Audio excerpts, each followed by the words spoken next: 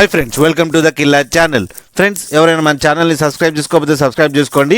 అలాగే ఎవరైనా మీ డాగ్స్ అమ్మాలనుకుంటే మా ఛానల్ వాట్సాప్ నెంబర్కి మెసేజ్ పెట్టండి. ఫ్రెండ్స్, ఇవాళ మీకోసం టాప్ క్వాలిటీ సిజ్జు పప్పి తీసుకోవడం జరిగింది. ఇది హైదరాబాద్ దగ్గర బోరబండలో అవైలబిలిటీలో ఉన్నాయి. అండ్ దీని ఓనర్ ఏం చెప్పారంటే ఇవి 28 days బేబీస్ అని చెప్పడం జరిగింది.